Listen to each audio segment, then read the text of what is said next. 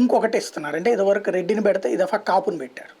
అది తేడా. అంటే ఉమారెడ్డి వెంకటేశ్వర్లు కూడా ఆయన పార్టీకి మొదటి నుంచి ఉండడం వైసీపీకి ఆ సింపతి వాళ్ళు కూడా సీట్ వచ్చింది. సింపతి కాన్సెప్ట్ ఏం లేదు.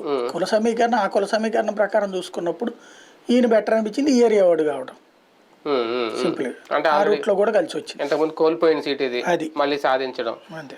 అంటే కొత్త వ్యక్తులతో ఎంపీ సీట్ కాబట్టి ప్రాబ్లం ఉండదా, లేదంటే ఇలాగ టఫ్ ఫైట్ ఉన్న చోట కష్టమేనేమో? ఆ లెక్కనే ఉంది. ఎమ్మెల్యేలు కూడా కొత్త వాళ్లే కదా చాలా చోట్ల. ఇప్పుడు క్రిందటిసారి కూడా ఆ ప్రయోగాలు చేసి సక్సెస్ అయ్యారు కదా. ఇప్పుడు క్రిందటిసారి ఎంపీల్లో తెలిసిన పేర్లు ఏమున్నాయి? మిథున్ రెడ్డి కూడా తెలియదు జనాలు. ఆ ఏరియా వాళ్ళకి తెలిసేమో కానీ మిగతా వాళ్ళకి ఏం తెలుసని? నందిగం సురేష్ ఎవరికి తెలుసని? బేసిక్ గా మార్గాని భారత్ ఎవరికి తెలుసని? ప్రస్తుతంగా అప్పుడు ఇదే అనుకున్నారు అందరూ, కొత్త వాళ్ళని పెడుతున్నాడు మనుషులు దొరక్క అనేది. తను చూస్తోంది తన ఫేస్ ద్వారా రాజకీయం నడవాలని. అదే సందర్భంలో తనని చూసి ఓటేస్తారు తప్పించి రెండోది కుల సమీకరణం. కుల సమీకరణాన్ని ఇక్కడ జాగ్రత్తగా ఇంప్లిమెంట్ చేసుకొస్తున్నాడు.